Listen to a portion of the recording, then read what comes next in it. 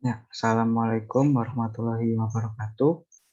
Perkenalkan, saya Dimas Chandra Agusti. Pada kesempatan kali ini akan memaparkan materi terkait menggali sumber historis, sosiologis, dan politik dari pendidikan Pancasila. Untuk itu, mari kita mulai pembahasannya. Yang pertama ada sumber historis pendidikan Pancasila.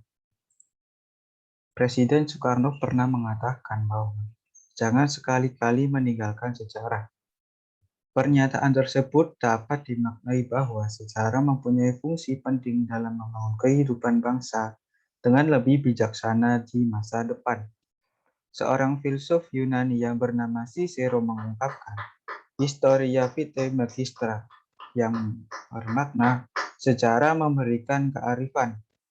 Pengertian lain dari istilah tersebut yang sudah menjadi pendapat umum atau common sense adalah sejarah merupakan guru kehidupan atau sejarah merupakan guru terbaik.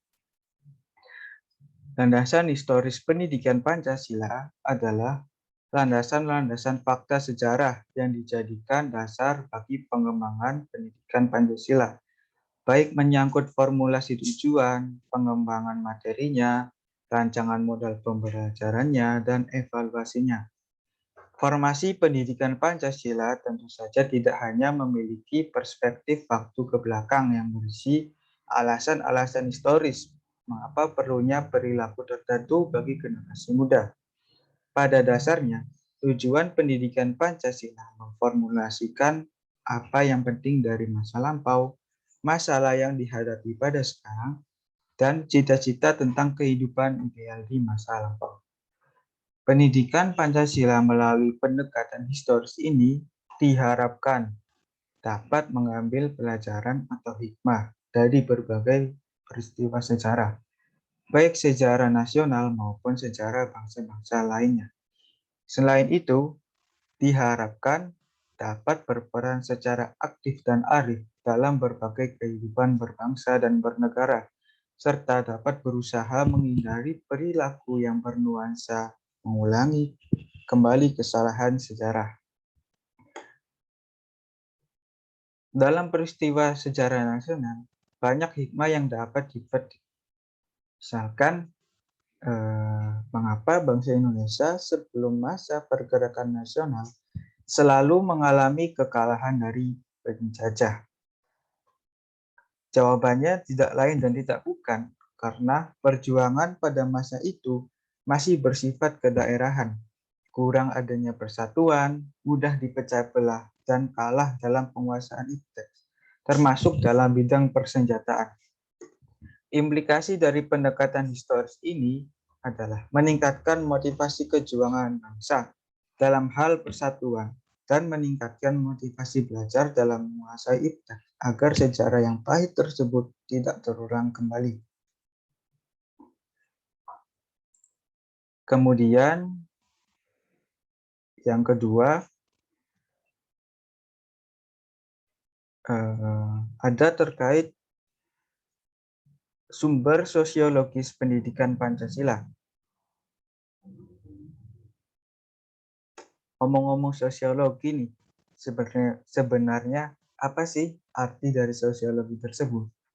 Jadi, sosiologi adalah ilmu tentang kehidupan antar manusia.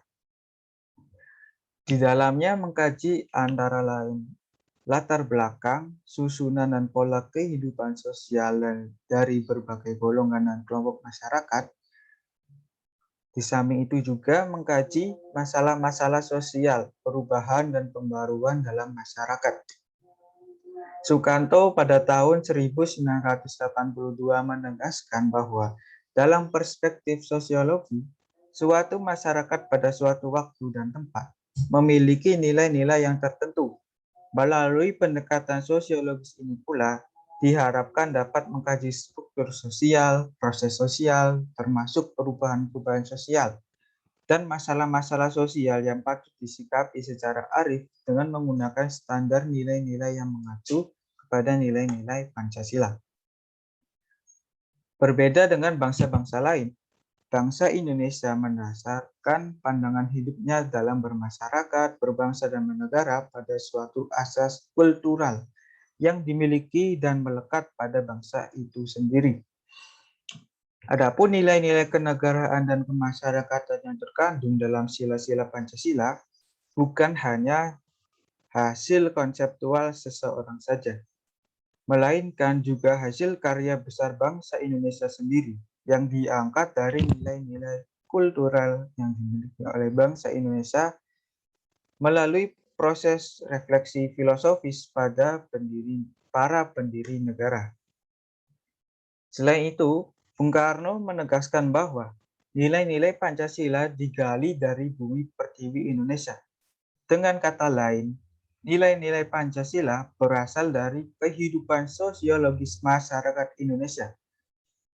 Atas itu, pernyataan ini tidak diragukan lagi karena dikemukakan oleh Bung Karno sebagai penggali Pancasila. Meskipun beliau dengan rendah hati membantah apabila disebut sebagai pencipta Pancasila, sebagaimana dikemukakan beliau dalam pemaparan dari Latif pada tahun 2011, yaitu, kenapa diucapkan terima kasih kepada saya? Kenapa saya diagung-agungkan? Padahal toh sudah sering saya katakan bahwa saya bukan pencipta Pancasila.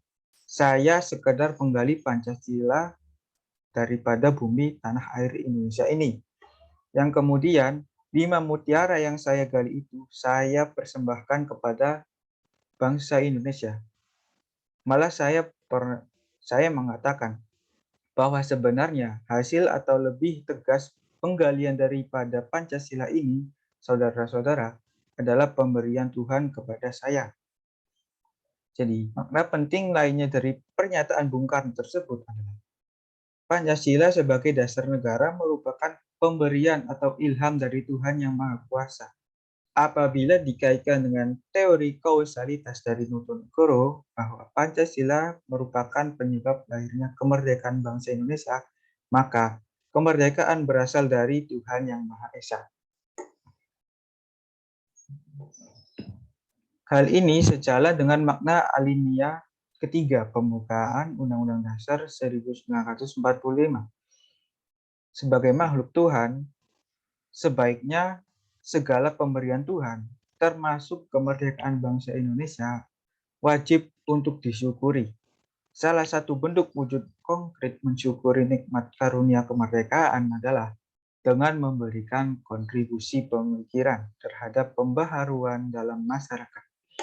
Selain itu, bentuk lain mensyukuri kemerdekaan adalah dengan memberikan kontribusi konkret bagi pembangunan negara, bisa melalui kewajiban membayar pajak, karena dengan dana pajak itulah pembangunan dapat dilangsungkan secara optimal.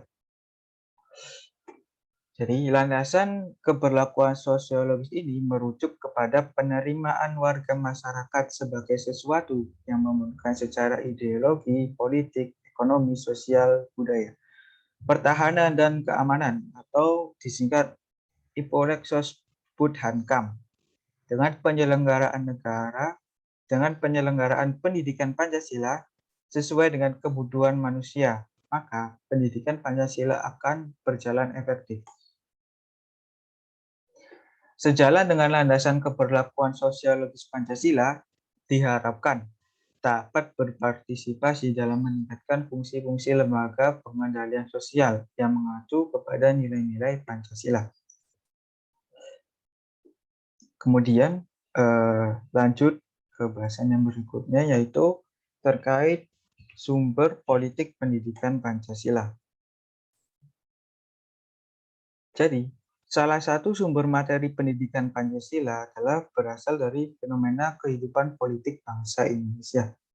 Tujuannya agar mampu mendiagnosa dan mampu memformulasikan saran-saran tentang upaya atau usaha mewujudkan kehidupan politik yang ideal sesuai nilai-nilai Pancasila.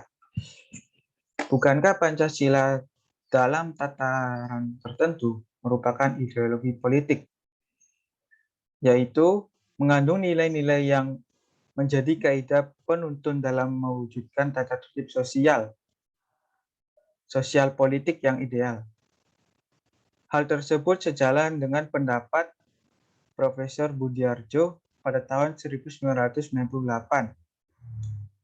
Ideologi politik adalah himpunan nilai-nilai, ide, norma-norma, kepercayaan, dan keyakinan suatu Weltanschauung yang dimiliki seseorang atau kelompok orang atas dasar mana dia menundukkan sikapnya terhadap kejadian dan problema politik yang dihadapinya dan yang menentukan tingkah laku politiknya.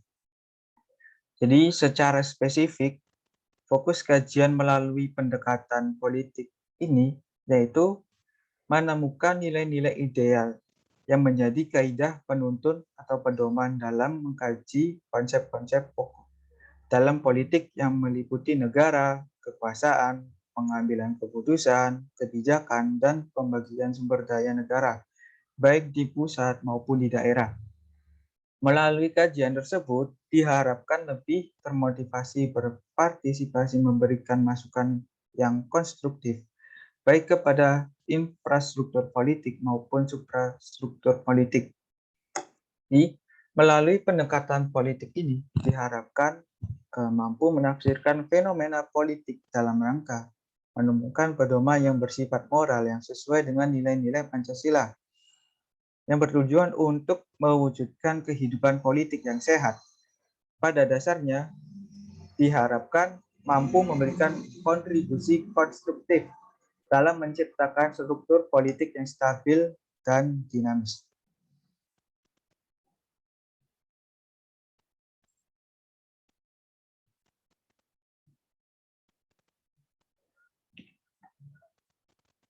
Ada salah satu quotes yang menarik dari presiden kita.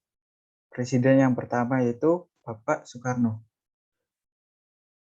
Quotes tersebut adalah, negeri ini, Republik Indonesia, bukanlah milik suatu golongan, bukan milik suatu agama, bukan milik suatu kelompok etnis, bukan juga milik suatu adat istiadat tertentu, tetapi milik kita semua, dari Sabang sampai Merauke.